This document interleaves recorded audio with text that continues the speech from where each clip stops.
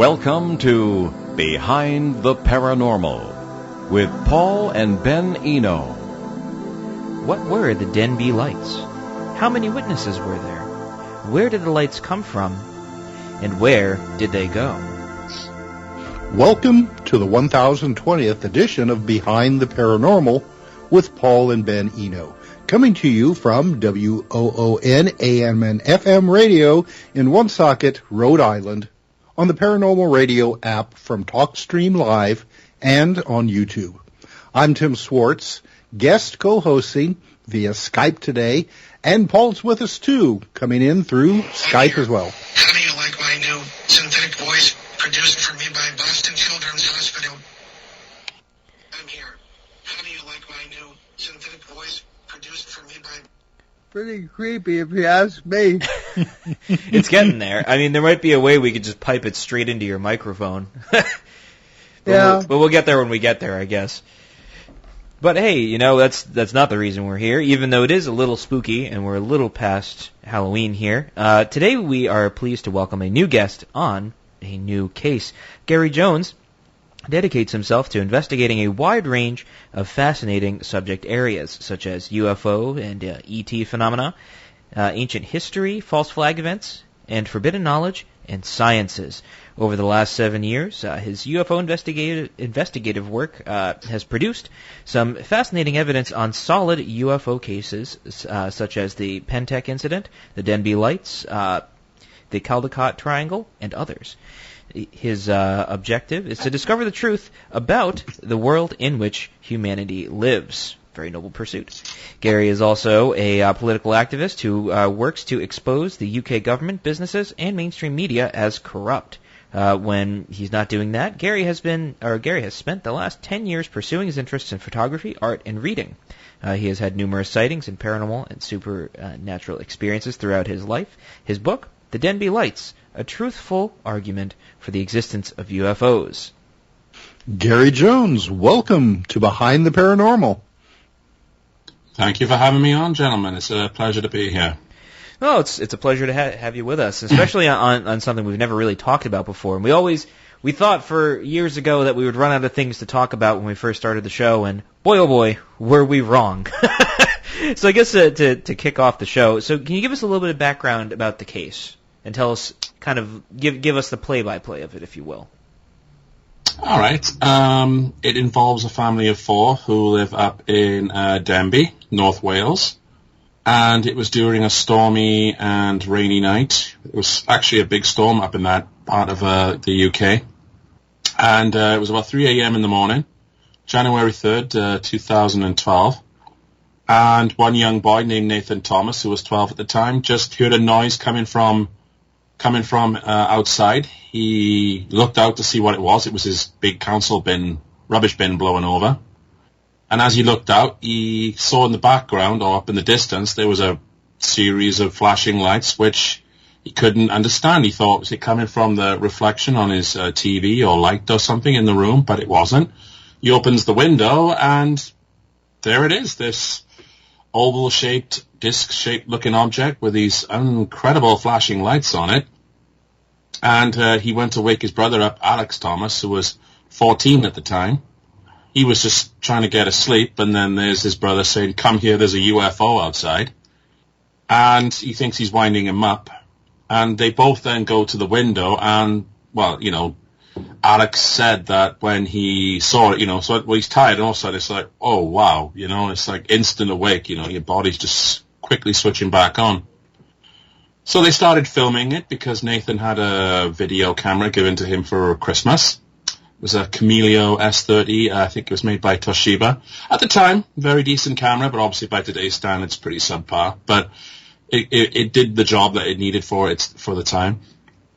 And what they caught on the video was this really strange, you can even sometimes make it out, the oval disc-shaped appearance of it, but more so the unusual flashing lights, which are nothing like I've seen on an aircraft or anything on a plane or on a building or anything that would normally be explained by paranormal or supernatural explanations, or even just some of the more far-fetched things that people say. The mother, Linda Pritchard, woke up by Alex just a bit later. She's downstairs sleeping, trying to get some rest, and Alex comes down with such a, quite a high, high intense energy, like, ma'am, come look. She thinks the house is on fire, but then there's nothing going on. She goes to the window, and later they're followed by the fourth and final witness, Kira Lee George, sorry. And they're all looking at it, and I've had a chance then to interview them, do some investigation work. There was a preliminary investigation done by a man named Peter Glynn during the early years, but I didn't get involved in the case until about 6 years after, so we're talking like 2018, April 2018. So by then, the boys had grown up, and all the young teenagers are adults now, but they've still got the video footage. And I had a look at it, and I thought, it was like 10 minutes long. It was like two different sets of videos, but they added up to about 9-10 minutes worth of video footage, and I was just like, wow. That is definitely real. I've seen something like that myself. And Gary, may I ask where that video can be seen? I saw it on YouTube. If you have a link, I do have the video in my documentary on my Rumble channel. It's broken up into two segments because I had to transcribe the video, put the subtitles into it, just so that people can hear what they're saying. But in the video itself, you can genuinely see what's actually on there. But, that's on Rumble. It's on my channel. It's under the Denbigh Lights UFO investigation. I also put a bit of it as well in my presentation that I've done recently in June. That was down in Newport. They had a conference down there, and they asked me if I'd like to speak. Yeah, so if you want to see the video, you can see it that way. I haven't got the full... I can't exactly just put the video up and say, there you go, because obviously they're copyright material, but I had the permission to use it for that moment, because, I was the only one really. Besides, you'd think by now someone from the media would have picked it up, but after that preliminary investigation that Peter Glynn did, he, it's like the case just went dead silent. I was like 6 years on, and you're telling me no one's looked at this? You probably got some of the best video footage I've ever seen. Yeah. And, some of the best locations for investigation work, and you're telling me that no one's ever looked into this, and I was shocked by that. Yeah, me too. Well, there was an argument that we heard from a guest we had on not too long ago who made the point that there a lot of ufologists will focus on a lot of the old cases, the Roswells, the Betty and Barney Hill incidents, and they focus on that, and they kind of ignore some of the newer things. I mean, with MUFON and groups like that, you have more people focusing on newer things, but there's a large focus on the things that have happened 50, 60 years ago versus what's going on, within the last decade or so, So you're missing a lot of events and things that are happening that are quite significant. And with that, you have that subtext of the title of your book, which is, a truthful argument for the existence of UFOs. Now, this is probably going to sound a little, antagonistic, and I'm not trying to sound antagonistic. So, with disclosure, right? The whole disclosure movement that's going on, such as it is, I mean, with the Pentagon coming out and all these other groups saying, oh, well, we know they exist. With an argument of, a truthful argument of, the existence of UFOs. What's the argument to be made if it's kind of becoming more and more accepted? You know what I mean? Yeah, it's kind of funny how all this stuff has just suddenly gone into full. Well, I wouldn't say it's gone into full mode, but it's certainly getting there. We're getting more witnesses coming forward and more expert testimonies. What we're not getting is, shall we say, the more investigative side of physical evidence or scientific analysis on things. I mean, I really want to see the ships. I want to see the aliens. I want to know who they are, where they come from. But when I say truthful argument for the existence of UFOs, you bear in mind I've been working on this case over 2012. So, I came away with it in 2016. So we're going up to, I don't know, I'm losing my track of thought here. 2018. So, you're talking like 4 or 5 years here. Around that time, I could see, that this really just needed some investigation work, but once you conclude it is a genuine UFO event. And the reason why I call it this is my book here. The reason why I call it that, a truthful argument for the existence of UFOs, is because you see that thing there? That was an actual, that's just an artist's impression done by Jason Gleaves. Now, Jason Gleaves is a former RAF man, and he does a book called UF Only. And he does investigation work, analysis with videos and pictures, and he uses a lot of different filters and techniques that he's obviously acquired over the years. Very professional guy when it comes to doing stuff like this. Very talented as well. And he was able to sort of get some sort of idea of what this thing looked like. And that artist's impression there, in some ways, kind of gives you a shape of the lights look. On the bottom, on the top, and underneath. And I thought, he concludes that it's unexplained. In other words, it's a genuine UFO. I've looked at all possible avenues of what this thing could be. There's no explanation for it. You've got 10 minutes worth of video, 4 great witnesses, and all these other explanations which don't stack up. So the reason why I say it's a truthful argument for the existence of UFOs, the argument I'm making is that if you're looking for a case which proves it to be true, that, that UFOs are real, that they exist and there's evidence to support it, well, here you go. It's right there. Because by the time you finish reading it, by the time you look at my documentaries and stuff as well that I've made for it, presentations, what else are you going to conclude? There's nothing. I've looked at everything possible. It's not planes, it's not helicopters, it's not lightning, it's not something reflecting off of Venus, the usual explanations. Mick West actually did something on this very quickly. He called it aliens on golf carts. So I'll give you kudos for that one, Mick, but I didn't come up with that one myself, but if you're suggesting it's people on some sort of a bike or quad or vehicle that can run across grass, there's a very thick woods next to the golf course up there, and in order to continuously circle around for 15 minutes, which is how long the sighting lasted, in order to keep doing that, you'd have to drive through trees, very thick, dense branches and trees, and you're not going to be able to get through that very smoothly because you'll just be crashing into things. To mention there are fences. So, yeah. Well, Gary, besides the family, were there any other witnesses? I know this took place, really late at night, but did anybody else report seeing this? If they did, I haven't had a chance to meet them. There's only the four family that saw it from the bedroom window. And while they all give their own different explanations as to what they're seeing, they all conclude the same thing. It's oval-shaped. It had a red light on top.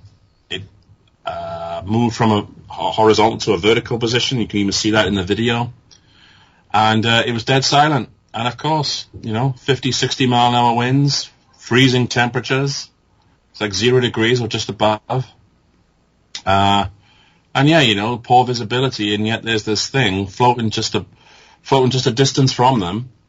And they said it was about 60, 70 feet maybe wide. I haven't had any other witnesses come forward to me. If they are there, if anybody's seen anything, please get in contact with me. I have been putting the word out there, but unfortunately this particular case is not getting, I think, the traction it deserves because, although there are bigger cases, I guess, the ones that really grab people's attention, this is a nice solid case with a good bit of evidence with all this evidence to back it up, and yet, it's just been kept under the radar, to say. I am quite surprised about that. Why do you think it has been kept under the radar? Well, in one way, like Owen just said, you've got all these ufologists and groups that concentrate more on the older cases because obviously they generate the most interest, the Rendleshams, the Roswells, things like that. But, there are 2 cases that I've worked on. The Denbigh Lights is obviously... When the video came out, there was I can't remember the DJ's name now. Why is it I forget that important detail? But there was a very, very popular musician who picked up on this, and he posted it on his Facebook page, and that exploded the views on Peter Glynn's video page. So obviously the interest was there right then, but I guess no one capitalized on it. If I was there at that time, I would have, really taken that to new heights. The other case I've worked on, I'll just mention it quick, is the Penturk incident one. Have anybody seen that one? I'm actually not familiar with it. If you want to give us a little bit of, give us some background on it. I'll just mention it quick because I don't want to take time from the other book. February 26, 2016, Kaz Clark and her neighbour David, that's his anonymous name to hide his real identity, of course. The community had witnessed planes circling and doing zigzag patterns over their area for like 3 days and nights, wondering if, there's some sort of exercise taking place, but no one was confirming that. Media were asked, they ignored it. And the St. Athens base, which is not too far away, didn't give any indication that there was an exercise taking place. So on the Thursday, was it the Thursday night or Friday night? I can't remember. But that night they decided to go and do a sky watch. So they're watching from the back garden of Kaz's home. And for hours, there's planes circling and not really doing much. It's getting cold. They want to go in, even though they've got a log fire pit there.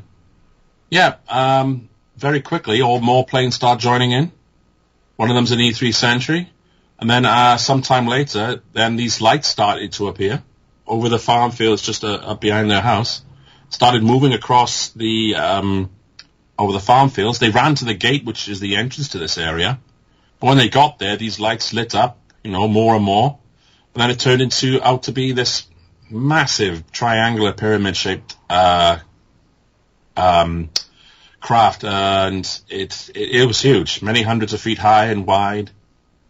It shot out multiple barrel-shaped orbs out of the top of it.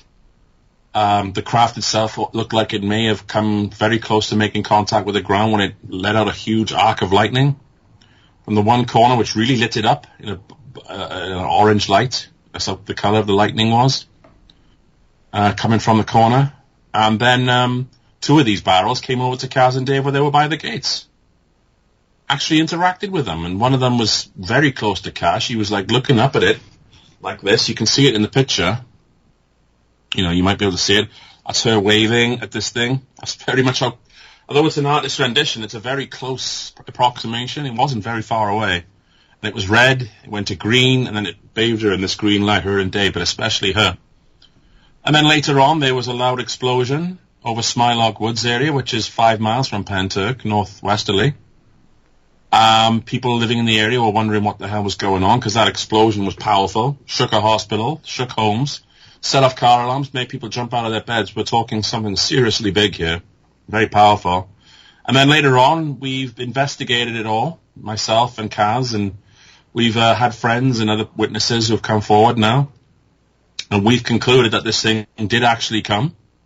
They knew it was coming, the military. They have covered it up. We've uncovered the cover-up. And we are more than certain now, with all the new witnesses we've got, that they did shoot one of these barrel-shaped objects down and it went into Smilog Woods, breaking some trees. And we have a witness or two who actually saw the object on the ground when they were camping in the woods that night. It's a lot to go into, but I'll just put it this way. Me and Kaz Clark have spent years working on this, and I've got to give Kaz her due. She has gone through hell over this case. But she's really earned a lot of people's respect because, not many witnesses would put up with that. Not many people would go through all that because she's been threatened. She's had her life threatened, and people have tried to silence her and shadow ban her and call her out and just character assassinate her. And they've done it to me too, but they've done it more to Kaz because she's the one that was the witness to it all. But it's a cover-up. We've uncovered it. The military, the Air Force have admitted there were no exercises for military or Air Force for that night or that month in that area.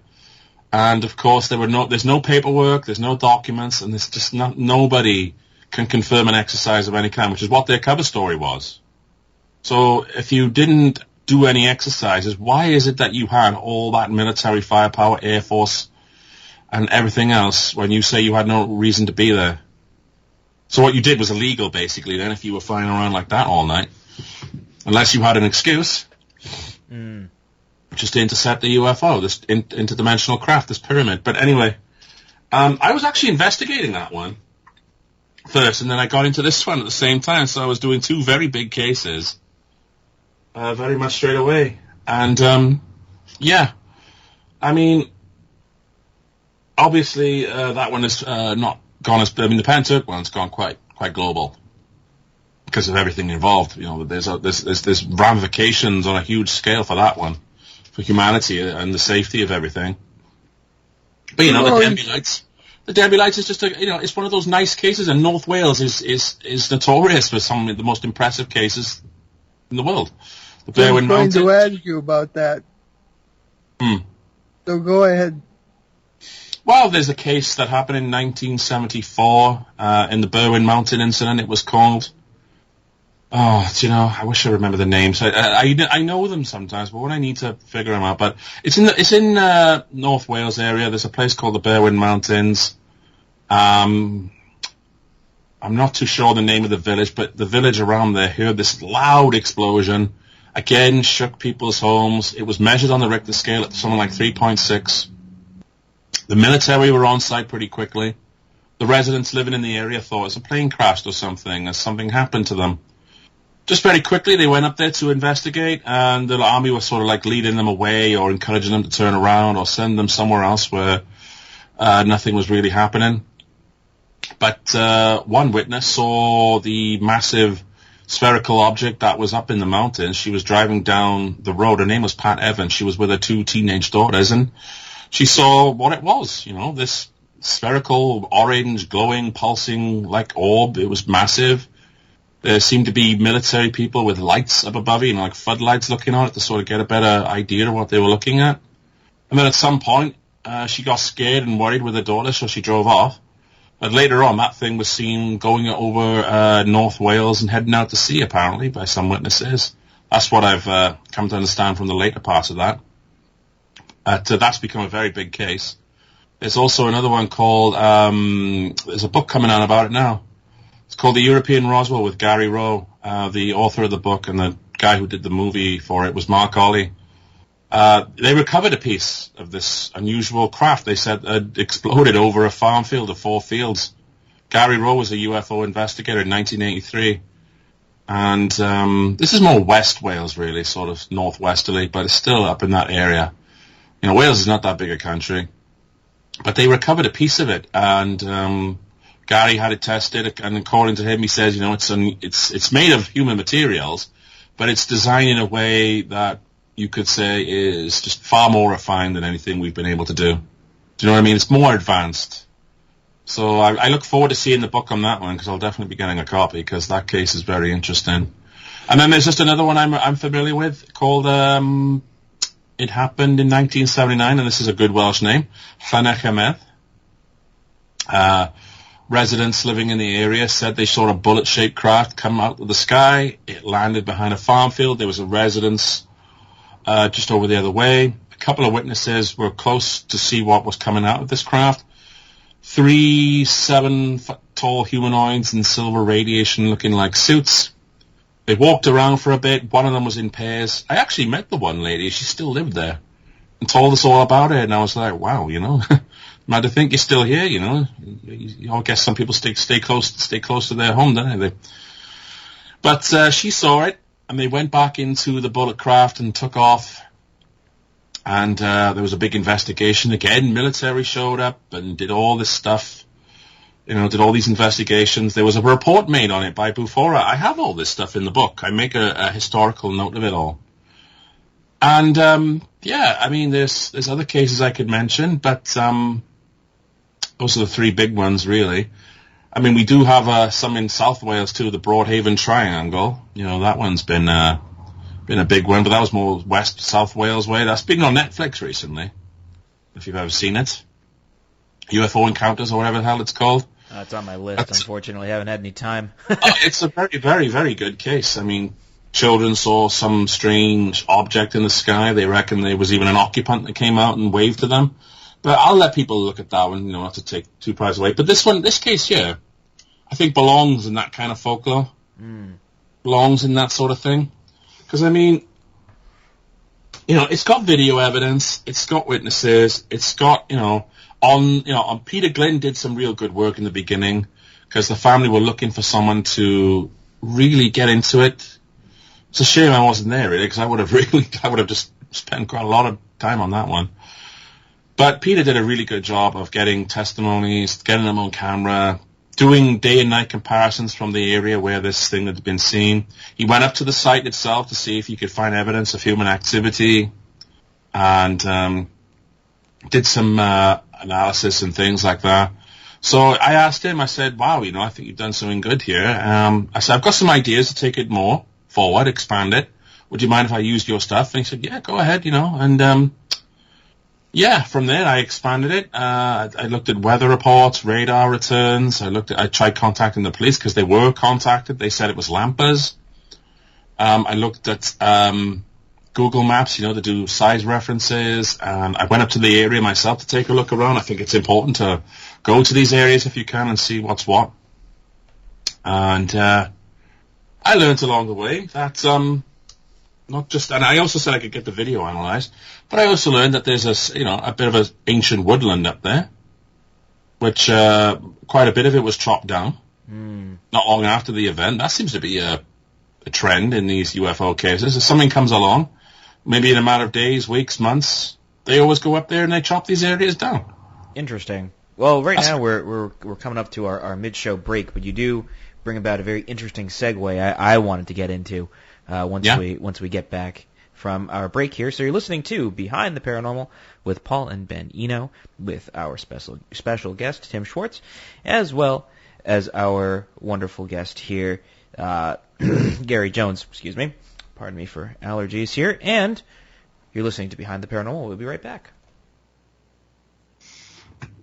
The American Top 40 Vaults and is replaying original shows from the 80s. This week, Casey takes you back to November 5th, 1983. That's when Billy Joel fell for an uptown girl. Air Supply was making love out of nothing at all. Men Without Hats were doing the safety dance. And Lionel Richie partied all night long. You'll hear those songs, all the top 40 hits, and the long-distance dedications from November 5th, 1983, right here on American Top 40, the 80s. Local and live at 99.5 FM. Welcome back to Behind the Paranormal with Paul and Ben Eno, coming to you from WOON, AM and FM, here on beautiful Blackstone River Valley in Woonsocket, Rhode Island. And our special guest co-host as well, that's Tim Schwartz, who's coming to us via Skype, and our wonderful guest, Gary Jones, talking about the Denbigh lights and all sorts of other high strangeness. And now I wanted to get into a very fascinating subject for me personally, which is the idea of ancient sites kind of correlating with paranormal phenomena.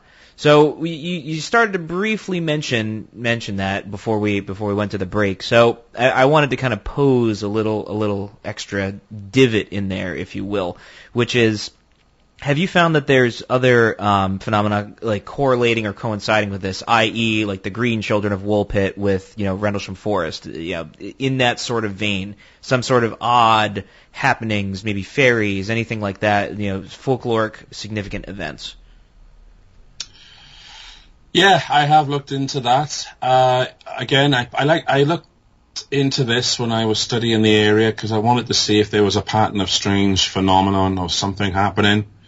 And there have been talks about strange dragons that lived under Denbigh Castle.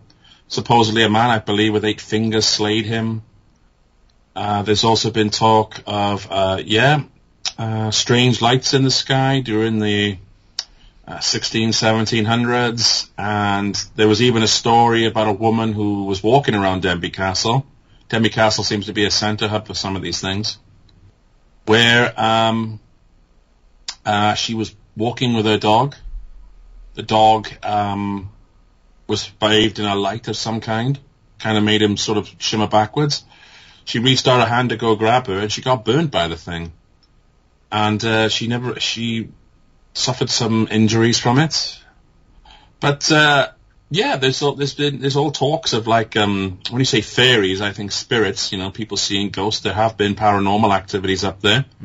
There is an old hospital, a mental hospital. I don't think it's standing now. I think it's been shut for a long time, but there's been talk of all kinds of crazy things going on up there, butchery and strange experiments and on people.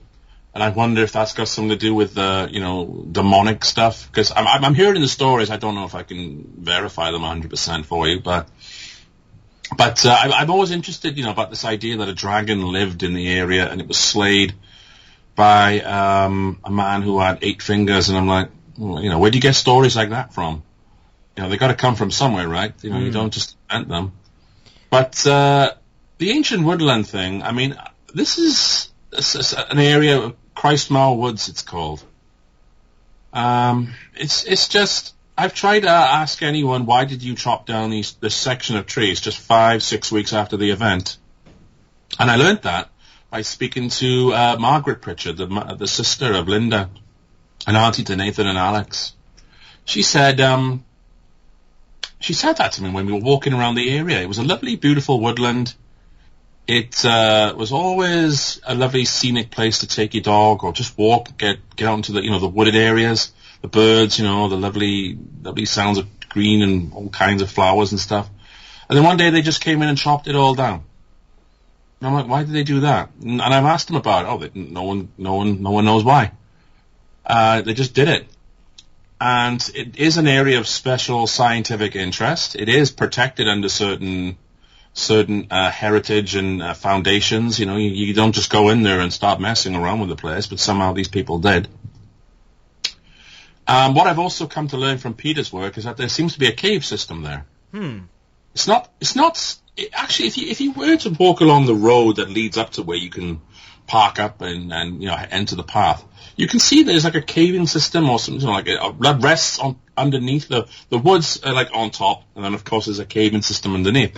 So yeah, I mean, Wales has its fair share of stories, especially in the northern parts, of goblins and strange ghouls and spirits and ghosts. I mean, I don't know all the stories. There's quite a few of them in the book I put for just people's attention. But what's interesting when I say Denbigh Castle is just a month after the event, there was a story in the local press up there from a man named Graham Evans. That was his name.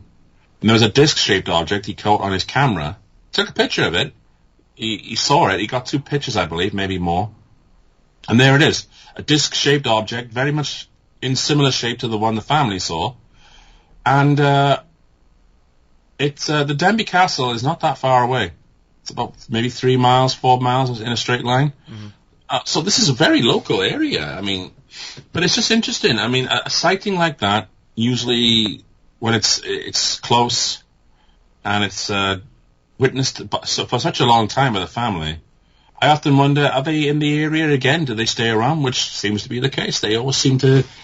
That may have been the main event of the sightings at that time, but there's still sightings like it, very similar, but not as impressive, before and after as well. How long after the? I'm sorry, Ben. Oh no. How long after the UFO incident were the trees chopped down? About 5 or 6 weeks. Wow. So that brings up an interesting question, which is, what do you believe the relationship is between these other events and the Denbigh lights? Do you believe it's sort of like a separate thing? Okay, these are extraterrestrials that are coming down to interact with us, or is it something more? Is it something that's more in tune with the prior phenomena? Maybe a bit of both. I do believe there has been some pretty interesting work done on this, but there's a lot of craft coming in and out of the North Sea area of Wales. Wales is in the north part of Wales, and the sea beyond that, there's a lot of craft seen coming in and out of those waters. I've got a case which I'm looking at now. I'm trying to get a time to meet the sea because I want to go up there myself and have a look.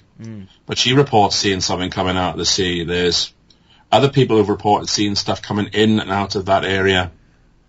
And that makes me wonder, is there a base there? Is there an army base or some other kind of base maybe? Another thing when you say about the phenomenon of things, the ley lines are something I'm interested in. Supposedly these lines of energy that travel around the Earth, they gather, they sort of harness in certain directions and branch out. But then they have hub points where they really gather at, centers as well.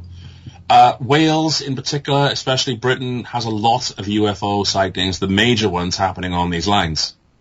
Rendlesham, Sheffield, the Nottingham case of 1984, or was it 1987? It's in the book anyway. Penturk happened on the sim. The Denbigh lights happened on it. The Berwyn Mountain happened on there. Llanelch happened on it. The flipping Gary Rose case, the European Roswell, as he calls it. Europe's Roswell, as it was called. There was another case up in Wilsthorpe that was which was looked at by Paul Sinclair. That had a lot of orbs and ships coming out of the sea, but it hasn't really. I don't know if he's done more work on it, but I found it when I was looking at the Penturk one. And of course, there's RAF bases around this area. They always seem to build or fly in these areas where these things are happening. And of course, medieval sites, churches, stone monuments. Yeah, a lot of stone monuments too. To me, it's all connected, and I think after having a lot of time working on these cases hands-on and learning these things, it's a bit of both, really. I don't know if those craft... I can't say those craft are extraterrestrial, although the family are adamant that they are. Mm-hmm. I would go along with it. It's probably extraterrestrial, because, if we haven't got them, who the hell... then someone else does. Simple as that. Simple logic. That's a good point. But, unless someone proves otherwise. But at the moment, if we don't have them, someone else does, then it's got to be extraterrestrial. Or maybe some ancient civilization that's still with us, but we haven't found a way to contact them yet. Or don't want to be contacted. That's the only other explanation I can come up with. But, it is definite. And I think this thing has been with us for thousands of years, because even when you look back in biblical texts and ancient readings and scriptures, there's always talk of these things. And although the descriptions are different, they always describe the same thing: lights in the sky, strange beings, or beings that are not human but look human, that kind of thing. Yes, ancient aliens, if you would. That is interesting, and there's always been a question in the back of my mind, discussing all of this, that is, I find very pertinent, which is perspective, right? We all approach things with a different perspective. Unfortunately, there's an objective reality, and we all experience it subjectively, because it's informed by this external third party, which some could argue is prior experience or sort of prior knowledge that we walk into the event with. Our sort of theory of the paranormal is you kind of bring into the event what you get out of it. If you walk in expecting to find ghosts, you're going to get ghosts of dead people, right? You walk in, you're looking for UFOs, you're going to find, UFOs. You're going to, it's like you see a shimmering figure outside and there's an orb above its head. Aha, an alien.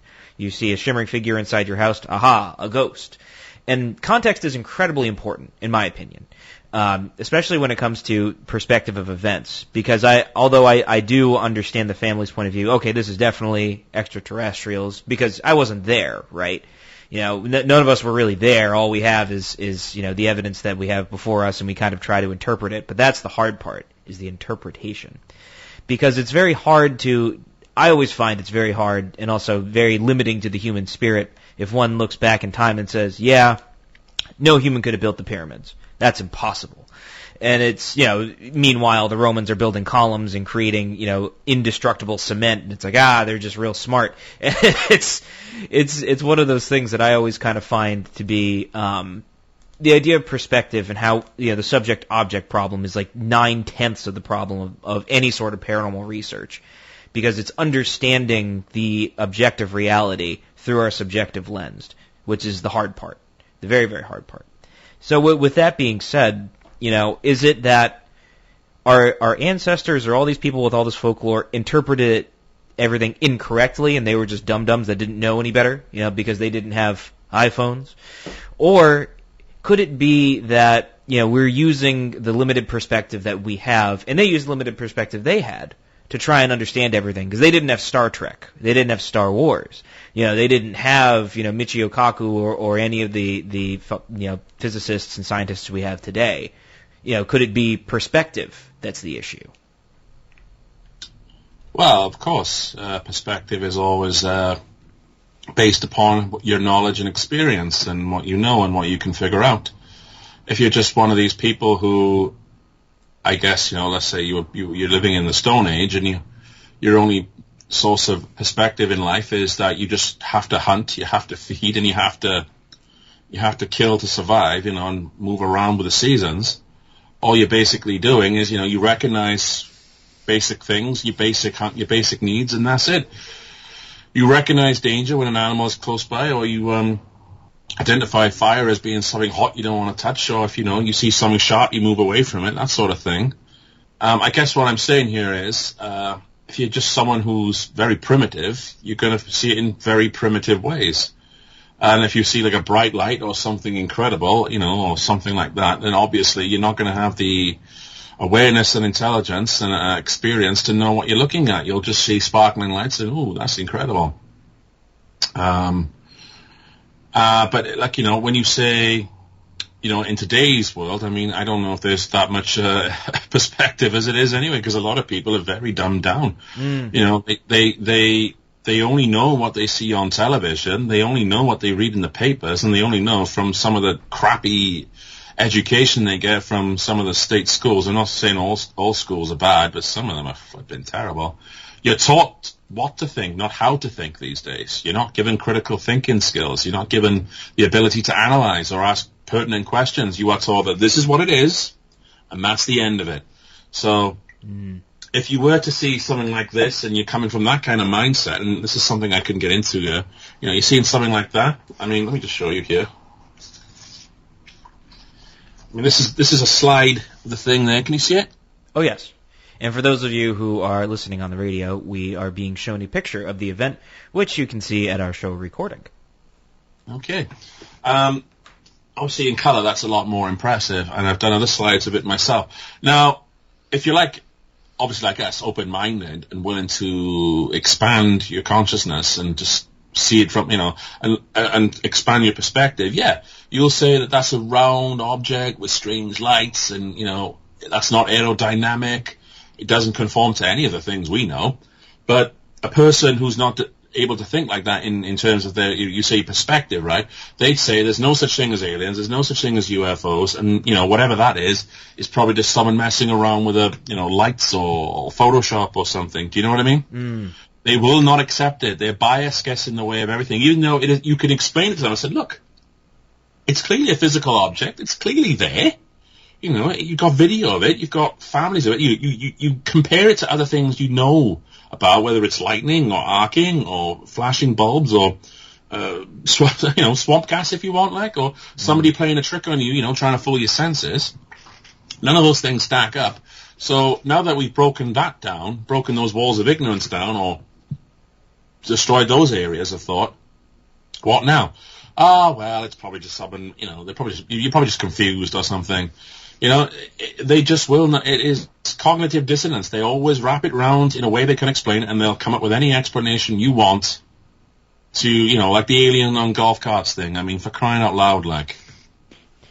Okay, yeah, no, I think I do see where you're coming from, because I'm of the camp that, for the believer, no proof, no proof is necessary, and for the non-believer, it's, no proof is enough kind of idea. But that is a slightly more nuanced take on the idea of gathering evidence to be able to present an argument, and I do appreciate that, because it is incredibly hard to be able to do that. And speaking of providing evidence, tell us a little bit about your books, where people can find out more about you, and et cetera, et cetera.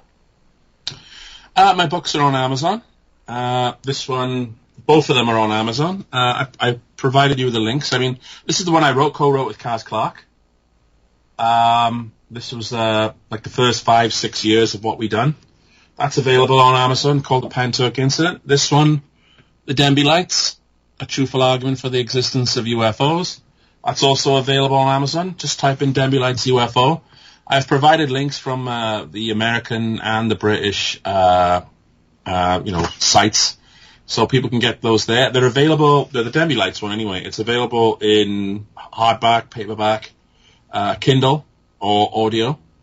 So any one of those that takes your fancy, by all means, If you've got Amazon Prime, you should be able to get some of those kind of things free. If you've got a Kindle version or an audio version, you might be able to get those free. So there you are. Lovely. Are you working on anything else? Any new projects coming up? Yes, I'm currently just looking at a number of different cases. There's something going on up in, like I said, North Wales, but there's definitely something I'm doing in Monmouth, Abergavenny anyway. There seems to be a bit of a hub spot developing there. I'm still trying to promote, obviously, the Denbigh Lights book. if any TV company's interested, get in contact, because I think the family would love to, some members of the family would love to, get the world to know, because they are adamant that this is real. Mm. And they've been treated badly by some people, especially Nathan. The whole family's coming to stick, but he's, because, he was really enthusiastic about this in the beginning, but now he's like kind of gone into his shell a bit because everybody's abusing him online and calling him stuff and all that. And it's like, screw you, like, you idiots. So, but I think it would be good, I would like to get that case promoted. Mm. I'm not sure if I've got plans to write another book on UFOs at the minute. Me and my friend are sort of writing a book on a different thing at the moment. I won't go into details on that, but it's like a film idea he came up with, and I don't know. I've just got all these different things I'm going to try. So, well, hey, it's good to try. Tim, you got any questions? Well, he answered the one. I was curious about how the family had been treated after the initial incident. If you look at the video when you go and see it on the documentary there, you'll see that, they're all enthusiastic. They don't know what they're looking at. It's like, oh my God, that's amazing. This is incredible. Nathan wants to put it on the post or put it on YouTube. Alex thinks there's a crop circle going to be there, and, he's even worried that some sort of Men in Black style person's going to come and take them away or whatever. But they're all, and Kira's like, oh wow, this is, just amazing. And even now, after I interviewed them, like, to this day, they are still wanting to see this thing again. Kira said it best. She's a big Ed Sheeran fan. She thought if she could go to a concert, or she could win them, with Ed Sheeran, go to all the backstage passes and, go on a tour with him and all that, or win the lottery to go and, live your dreams, or to see this thing again. She said, oh, I'd love to see this thing again, because it was amazing. It was priceless. Which tells you a lot.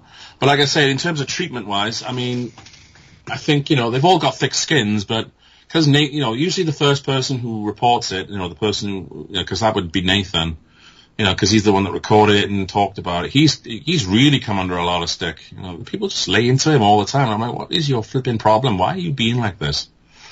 And, I don't know, I can't say, all I can say is it's really brought him down, and they've all just come on a stick, and I would really like to put it back in their faces, you know what I mean? I say, I've got a documentary, I've got a presentation, I've got the book, I've got all the evidence you could possibly ask for, so, back on you. You know what I mean? Have you had a response from the book that someone has said, you know what, you're right, you have presented an argument to me, and this, I'm on your side now. Have you ever had that kind of response from your work? Oh, many a time. People have said, this is. Yeah, I mean, I've had a few Amazon reviews. I've had a few people read in the comments, brilliant documentary, brilliant thorough investigation. Can't deny it. The only thing that's really stopping it getting the more recognition is just because it's such an underrated case. It's not getting the attention it deserves. Like you say, MUFON or other UFO investigators concentrate on other things. I've got two cases that have happened in the last 10, 6, 7 years, and, they're some of the best cases out there right now, evidence-based wise, and yet, they're either being shadow banned or no one wants to talk about them. It's ridiculous. So, with that being said, how do you view the future of ufology? What do you think is going to sort of make the next step? Trends that you've been seeing and how things have been going in sort of the wider world, if you will. Well, if they were to announce tomorrow that we're not alone, the ETs are here, and this is where they're from, we've got a couple of names, to me it wouldn't make any difference, because I'm prepared for that sort of news. But obviously the vast majority of people are not. So I think there's a delicate situation you have to handle here. Obviously, they're going to keep doing like those hearings, David Grush and that other fella that was on the Nimitz. I can't remember his name right now. I think at some point they're going to have to confirm with, like, NASA's going to have to say it, although NASA no. But what's going to happen is drip by drip by drip, but the drips will get bigger and there'll be more information and there'll be a lot more understanding and acceptance from people. I think at some point the media are going to focus all their attention on this, and really educate the people slowly. When they're ready, I think, maybe in a couple of years' time, the history of ufology, us as ufologists, will probably no longer be needed to investigate because the truth will have come out. By then, we'll probably be the people who will be answering all the questions. Where are they from? What's all this about? How do you know? And all that stuff. We'll be like counselors, I guess. Relating people's trying to ease people's fears. But I mean, look, the ETs could come down in their ships and go all over the world and come over the biggest places and show us right now that they're there.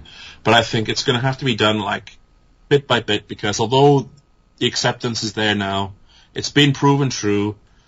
But still, you're going to have to take it slowly. But I think the history of ufology will be vindicated for sure.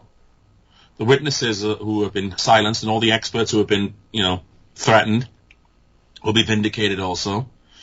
And then it'll be a new and exciting prosperity of trying to figure out, that we're not alone in the universe. What's the hidden technologies? What's the hidden budgets that you guys have been taking away from us? I see a lot of possibilities, but there's a lot of dangers to it too. People could panic. There could be. Some people are saying that some of these ETs are hostile and they're coming. They're just getting ready to come back. So you have to deal with it in a. It's. How do you deal with it? What is the process? All you can do is just educate and hope that people will stay calm. I think having these hearings is probably the best way. But I would like to see more physical evidence now. I would really like to see physical evidence of this stuff and sign to say that this is made of material we don't have. That would be the next step for me. Yeah, I think you've got to show. Then we can start looking at the technological side, because I know they've recovered technology, and I know they've got stuff that could revolutionize the way we live. The energy and food production and the way we could travel. Do you know what I mean? But you can't just replace one with the other. It's got to happen over a period of time. So who knows how that's going to get done? But I think physical evidence is definitely next. They've got to start showing the physical evidence, because I'm sick of hearing words and documents. I want to see physical evidence. Well, true. Plus, there's no guarantee that the truth they're telling is the truth, right? They could be, saying whatever they want, really, and it's, that's partially me being a little bit cynical about anything that comes from the quote unquote government, where it's, if I barely trust half the things that are coming out of Washington now, let alone anything that has to do with some cosmic like civilization, right? Possibly. It's that's the thing. It's being discerning, I believe, is important. Oh, you need to be. You need to be. You need to do that, otherwise you're just going to fall for everything again. You need to ask. This is the time to ask all the critical questions. Don't accept it. I want evidence. It's great to hear. Well, what they call ETs is non-human intelligence or non-human biologics. And then they talk about non-human technologies and stuff. And it's like, that's your word for extraterrestrial and UFOs, fine, but you're still admitting it. You've admitted that that's real. Now, what we need is, it's like, stop trying to convince people that, stop trying to convince people it's real. Just tell us now what it's about, who they are, where they're from. That's the next step. Show, don't tell, if you will. Well, yeah, put your money where your mouth is. Exactly. Well, Gary, thanks for being on with us. It's been wonderful to have you, and I hope we can have you again soon with some more fascinating information, especially about these little known cases too, because there's always more that we can learn. So, Gary Jones, everybody. And I guess now it's about time, because we only have a little bit of time left in the show, to hop into some of our announcements. So over the next few weeks, my dad and I will be working with Reverend Michael Carter of Ancient Aliens on a very special podcast with new information he has recovered on the Ancient Aliens theme, as we've been sort of discussing. This will be fully video and posted on our YouTube channel, and more information to come on that. The Greater New England UFO Conference / Bigfoot Conference is back. This will be a one-day event on November 19th at the Veterans Memorial Center in Leominster, Massachusetts. You can look for more of the Greater Information the Greater New England UFO and Bigfoot Conference on Facebook for more information on that. Visit our show's website, behindtheparanormal.com, where you can find nearly 1,200 hours of our regular shows and special broadcasts since 2008 from CBS Radio, Achieve Radio, and here on WOON AM and FM. Also hear many of these broadcasts on the major podcast platforms, including iTunes, Apple Podcast, and YouTube. So what's going on next week, Ben? Well, next week, that's November 12th, we'll bring you an open line show with guest co-host Mark D'Antonio to answer listener questions on all sorts of paranormal subjects. And if you have any scientific-related questions, Mark is the man for that, especially anything astronomical. We leave you today with a jarring thought from the great quantum physicist Niels Bohr. Everything we call real is made of things that cannot be regarded as real. There you go. There we are. That was my dad, Paul Eno. I'm Ben Eno. And I'm Tim Swartz. Thanks for joining us on our great cosmic journey, and we'll see you next time on Behind the Paranormal. Return to this radio frequency 167 hours from now for another edition of